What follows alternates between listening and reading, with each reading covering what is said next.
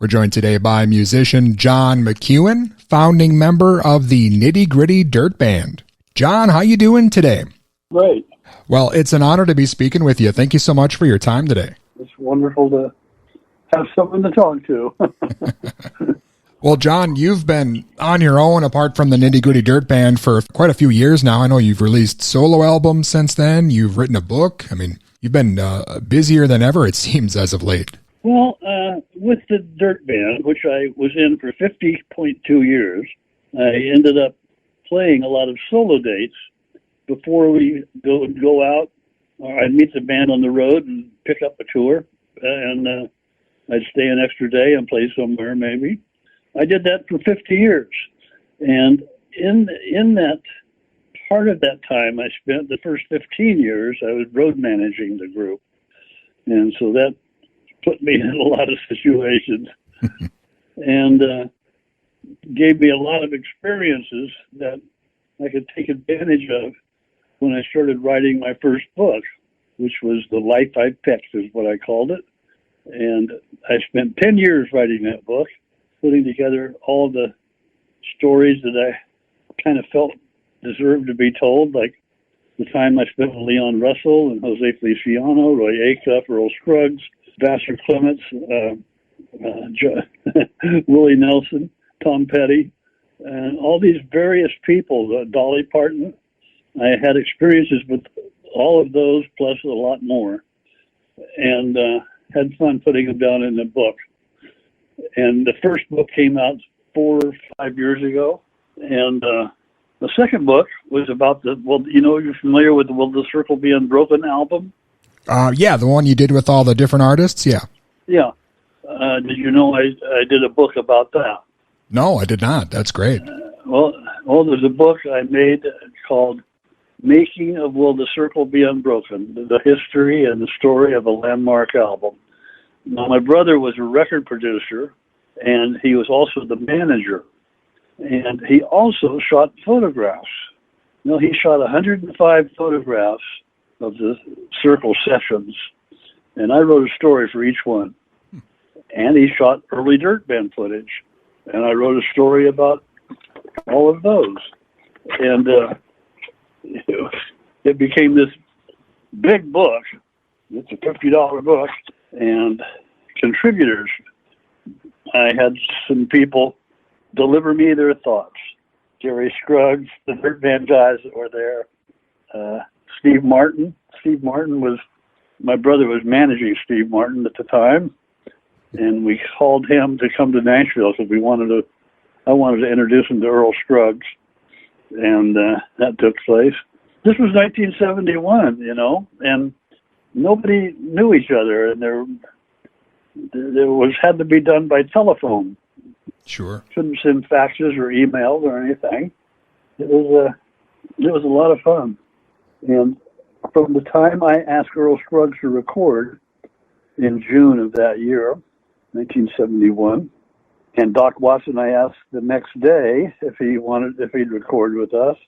It was 8 weeks later we started recording in Nashville, and Earl and my brother and me, we had the whole lineup put together, and we recorded 36 songs in 5 days. Man. Anyway, so there's the book story. Yeah, that is incredible, and so many people that you've worked with. And I wanted to ask you, how you feel about bluegrass now? I think, thanks in large part to you, that style of music has really kind of made its way into pop music and into the mainstream here. Well, I would like to take credit for opening the door, possibly being one of the few that opened the door to acceptance of acoustic and bluegrass type of music. But boy, the others that poured through that door, Sam Bush and Jerry Douglas and all kinds of pickers, Norm Pikelny, and lately Billy Strings and Alison Krauss, and it's really the talents of the younger people are incredible. Sure. And they're driving it even more. Till it's finally true. One of the things I always heard in the 60s and 70s and 80s is bluegrass is going to be big this year. Bluegrass is going to be big this year. And it would be like, yeah, okay, well, it's not really that big, is it? But another festival would pop up, or maybe like the Doc Watson, the Merle Watson Festival, Merle Fest, draws about 70,000 people a weekend, a year. Yeah. And there are some big places for bluegrass. Billy Strings sells out big arenas. It's great. Well, I know you had the Newsman album out last year. Are you working on any new music now? Or could we maybe see another album or another project in the works here? I'm kind of promoting the Newsman because last year, the same week that it came out, I had 2 heart attacks. Oh, and that kind of took the wind out of my sails for a few months. Sure. And I couldn't do any dates and had to lay back in April with a heart attack, and I didn't start working again until the end of August.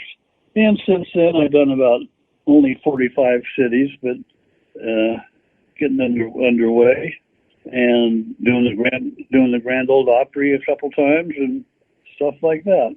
I'm living in Franklin, Tennessee right now, and I moved here because, well, 4 years ago I told my wife 4 years ago I want to go play out my final quarter in Franklin area, in Nashville area, and the final quarter of the game is usually the best, so I'm going to do it here. Awesome. Yeah, I see you're playing a few shows later this year, too. That's great. You're still out there in front of the fans. I mean, you've got generations of them now coming to the shows, I'm sure. Yeah.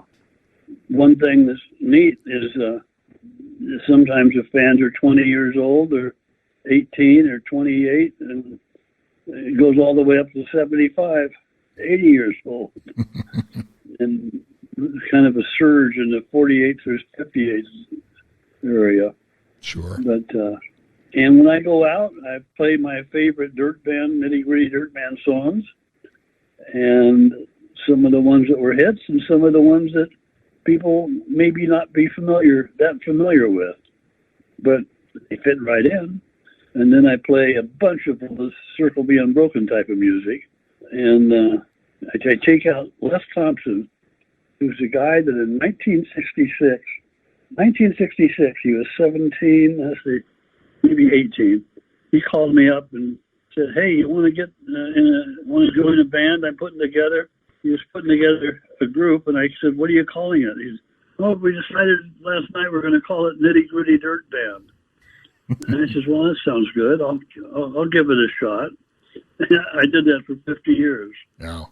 And Les goes out with me now. He goes out as part of what I'm doing. So the two previous dirt band members together with various pickers that we pick up. That we have a pool of players that like to work with me that I choose from. All great players. And then I do music from the Newsman. The Newsman album is, again, my most recent one. It's on Compass Records, and it has some of my best recordings on it, I think. And I know you were able to record music with your own kids as well. I'm guessing that's got to be better than all the awards and Hall of Fames, being able to make music with your kids. Well, they weren't kids; they were just younger people. You know, sure. They never have played like kids. Jonathan and Nathan, they're both great players and singers too. And I have an album I did with them called the McEuen Sessions, MCEUEN, McEuen Sessions, and that's got an incredible, wonderful photograph of a time in the studio 10 years ago when they were much younger, and so was I. And we did a bunch of songs in first take as much as possible. I think 9 of them were first takes, and then overdubbed on them and did vocals and stuff, and it works out really well. It's one of my finer moments in the studio. I'm sure. Well, John, you mentioned it earlier a little bit. I wanted to ask you about your relationship with Steve Martin. I didn't realize that you guys go back as far as you do. You've been friends a long time. Oh man, I was thinking of.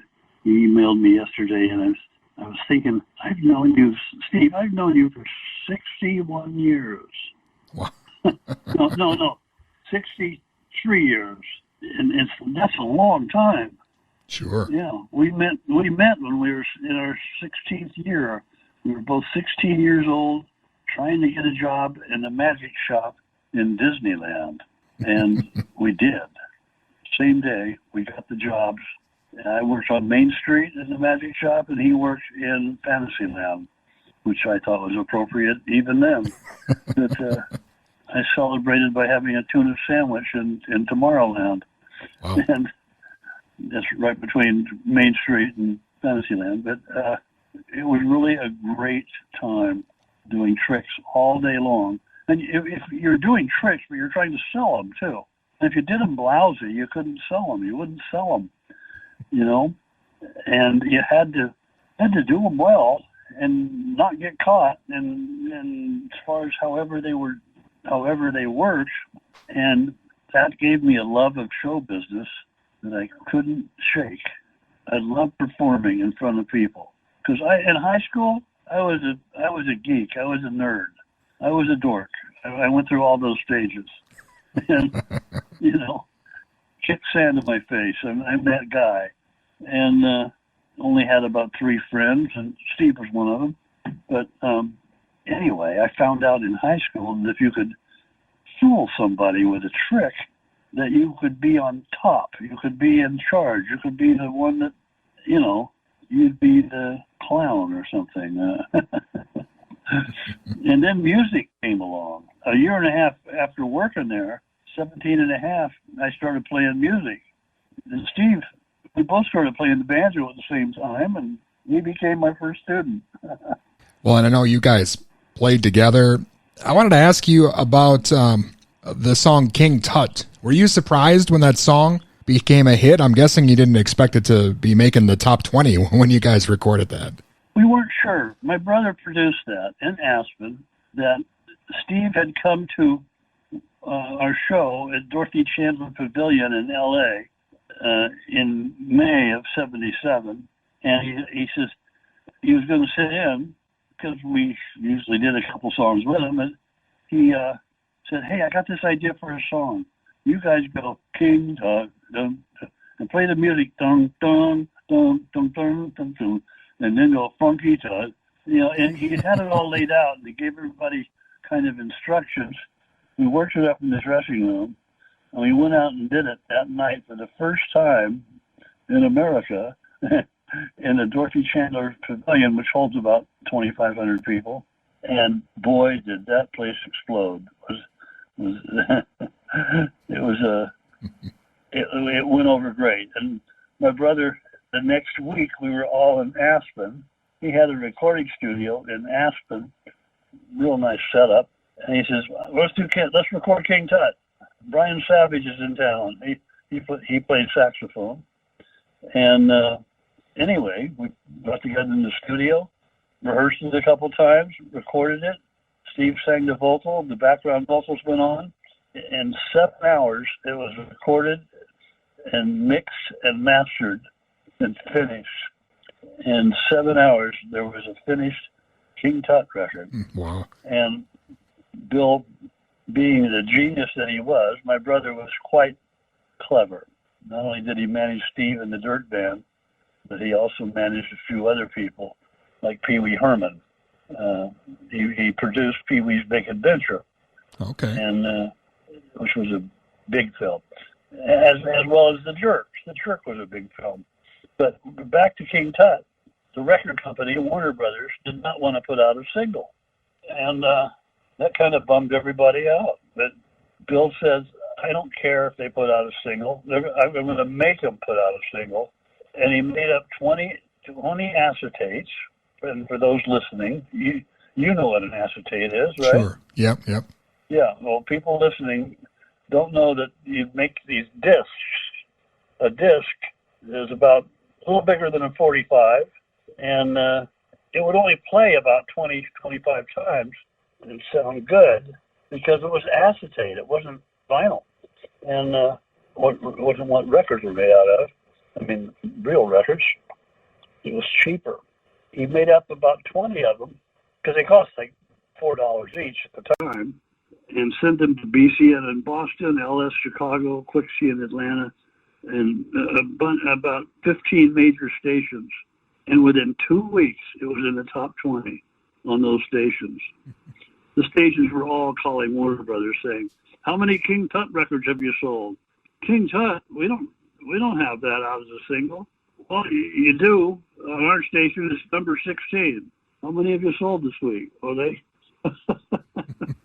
they embarrassedly hustled and put together a single and got it out there, and it did 1.5 million units. Wow. So just one of those examples of, if you believe you have something, push it as far as you can and just keep pushing. Don't give up. Do what Frank Zappa said, never quit. Yeah, that's just one of many hits you guys had. You mentioned 50 years plus with the Dirt Band, and I wanted to ask you about your memories of the Hold On album right before you left. I'm of that age where that song was at all the parties and the school dances. You know, everywhere you went, you heard "Fishing in the Dark." It was quite the rise there. After you guys have been together for 20 plus years at that point already. Yeah, 20, 25, I think, and it was just an album we put together, and it worked really well. I was really proud of it. Well, I know soon it'll be 60 years for the Nitty Gritty Dirt Band. Are you still on good terms with the other guys? Could we maybe see you collaborate together again in some fashion? I don't know. They're out there playing right now, but nobody's bothered to call me, and I haven't turned down anything. And I did that for 50 years. Sure. I did most of the interviews. I did over 10,000 interviews. And I played the fiddle and banjo, guitar and mandolin with the Dirt Band, and ran around as much as I could. And I don't think they don't seem to need that right now. They've got a bunch of good songs. And I do some of the songs too. So Long Hard Road is the first #1 hit. Took 17 years to get that. And but you know something? That was in 81, I think, 82. Let's see, 80, 90. That was 40 years ago. Oh my gosh. It seems like it was about 5 or 10 years ago. 40 years ago. Oh man. It's very weird to be thinking of it at this end and looking back, because, the music remains fresh in my mind because I still play it. Right. I played some of Shelley's Blues last Saturday, and Mr. Bojangles and Long Hard Road, and it's just it makes it not seem like it's old, maybe aged a little bit, but it's coming along, getting long in tooth and turning gray. But the audience seems to need it and want it, so it's fun to play. Definitely a lot of important music for a lot of people, and a lot of important parts of their lives you were the soundtrack for. And John, is there anything else maybe coming up that you're working on, or something else we missed? Well, I'm going to be going to Portugal for a month in a little while, and I'm looking forward to that. That's just for fun. Oh, okay. That's just to find. Well, it's not just fun. I'm going to go to investigate the Portugal Bluegrass Society, and that's going to be fun. And go see my friend. I have a friend, Even Stevens. You ever heard of him? I'm not sure. Even he wrote "When You're in Love with a Beautiful Woman," "I Love a Rainy Night," "Driving My Life Away." Oh, sure. He wrote okay. a bunch of hits, Eddie Rabbit hits, and that Dr. Hook hit. And his name is Even Stevens. And he's going to come to Portugal. We're going to spend a week together, then go to Dublin. Oh. And and it's really going to be fun to be touring without having to do a sound check on a show and pack up and all that. Just going to go see it all. And I've got an album I'm working on for release sometime next year. It's going to be a bunch of duets, just me and one other person. Okay. And I'm looking forward to putting that together. I've got about 4 songs done, and but I'm in no hurry. It's the Newsman is still happening, and if people get into that, it's very difficult, when you've been in a band, to put out a record and say, "Hey, over here." But I'm hoping that since the Dirt Band hasn't got anything out, and I'm not competing with myself, and the Newsman on Compass Records, I think you can get it on Spotify and all those places too. Okay. It can be, if you listen to the Cremation of Sam McGee or Old Rivers. Old Rivers is a good one. And then there's Nui Ba Den, which is written about a mountain in Vietnam that a bunch of men had to take. Written by a guy that was there. A man who was there wrote about Nui Ba Den. I was 18 when I got off the helicopter. They handed me a rifle and said, "You don't have to win. Just keep your head low." And it's really a tough one to read. I put music behind each one, my own music, and that was a fun part. It's like scoring a movie. And I've done about 14 film scores. Had an Emmy nomination for one. And it was really a fun album. Wonderful. John, again, it's been an honor speaking with you. Thank you so much. I really appreciate it.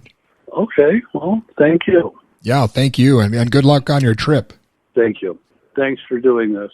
And again, that was John McEuen from the Nitty Gritty Dirt Band. His latest album, The Newsman, is out now. Get more information at johnmceuen.com.